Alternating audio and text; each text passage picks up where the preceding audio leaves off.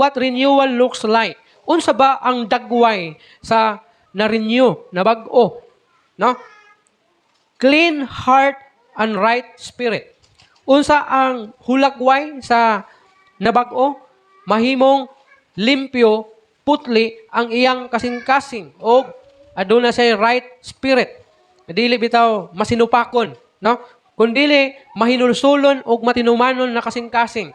Kay limpyo man siya, kay putli man siya nga kasing-kasing. Another thing, kung ang imong kasing-kasing nimo kay putli og ang imong espiritu kay mahinulsulon og kanang obedient sa Ginoo, aduna kay desire to serve God.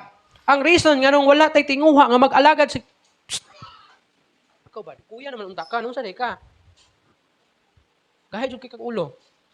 Sige, aduna tayo sa kadali kay madlungod. Na? Ang atuang kasing-kasing nga hinlo, putli, limpyo, aduna ni desire nga mag-alagad sa Ginoo. Sa ako nang gikaingon, kasagaran akong illustration, kanang mga hugason.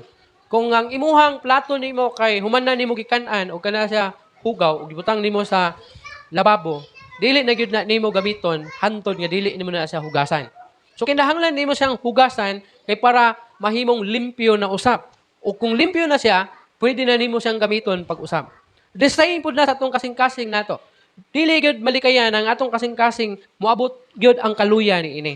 Labi na kung atong kinabuhi kay wala na mao diha sa Ginoo, maabot gyud ang kaluya ni ini tungod kay ang atong kasing-kasing puno naman sa mga dili maayo na mga butang na supak sa kabubuton sa Ginoo o mga butang na dili makapaymaya sa Ginoo. So kinahanglan siyang limpyuhan, kinahanglan siyang putlion pinaagi sa paghinulsol aron ikaw mahimong magamit diha sa Ginoo or magtinguha nga magpagamit diha sa Ginoo. Kay ang kasing-kasing nga dili putli diha sa atubangan sa Ginoo, mao pud ni siya ang gamiton ni Satanas para di ka makaalagad sa Ginoo. Mao na pipila siguro sa tuwa moingon nga dili sa kumo wali siguro kay di man ko angayan. Di sa ko mag-serve siguro kay di man ko angayan. Ngano man? Nganong inana man ang imong hunahuna? Tungod kay mao na ang gisulti ni Satanas sa imuha. Nga uy, tindog-tindog ka diha nga di man ka angayan. Na? So mo na kinahanglan magputli ka sa imong kasing-kasing para wala nay magamit si Satanas na pangbatok sa imo. Kay wala naman siya di naman makaingon si Satanas nga uy di man kaangayan.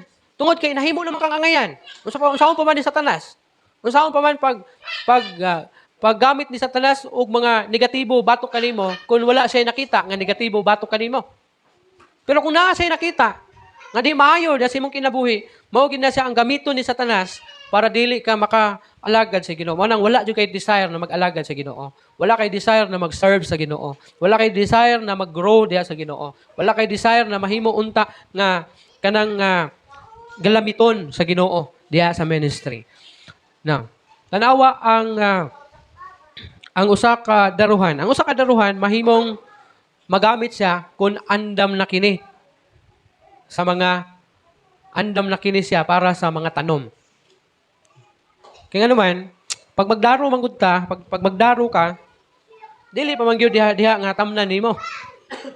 Pag ang yuta kay first pa na siya, wala pa gid na siya nadaro. Kinahanglan nimo nang darohon. After sa pagdaro ana, kay nagdaro man gud ana, malukat tong mga sagbot, mga kahoy-kahoy, mga gamot, malukat siya. Pagkahuman, pag nakumpleto na nimo daro, palabyon sa nimo og adlaw nga kanang mas maayo kanang muulan. Kay pag muulan siya, mabuhaghag man tong yuta. Pag buhaghag sa yuta katong nabungkal, agian na nimo og kining kanang gitawag bitaw nila og kay bitaw nga guyoron kay para madala tong masagbot nya madugmok ang yuta. Pagka dugmok na sa yuta ug wala na tong masagbot, daruhon na po na siya usab. Kay ang purpose sa iyang pagdaro pag-usab para nato siya ready nato siya para sa imuhang itanom. For example, kung magtanom ka og mais, andam na siya. No? So dili inana ang kadali ang proseso no kung umaka nga maggamit ang daro. Although gaan-gaan siya kay di man ikaw magbugkal ang kabaw man, pero kinahanglan nimong i-prepare ang mao nga yuta para sa imuha unyang itanom aron makaani ka. The same pud na sa ato ang kasing-kasing sa atong kinabuhi. Kinahanglan siyang i-prepare. Kinahanglan siyang bugkalon, daruhon, kuhaon tong mga sagbot nga maoy hinungdan nganong dili ka magamit. Kay di makatamnan gyud. Kay wala pa man na nalimpyo ang yuta, di pa natamnan. Ang ato kasing-kasing nga wala pa nalimpyo, di pa gina gamiton sa Ginoo. So kinahanglan nga malimpyuhan una na aron magamit sa Ginoo. Kay sa ako nang gikaingon, si Satanas wais kaayo. Marunong kayo si Satanas. Gamiton niya ang imuhang mga lama sa kinabuhi. Batok kanimo aron di ka kaalagad sa Ginoo.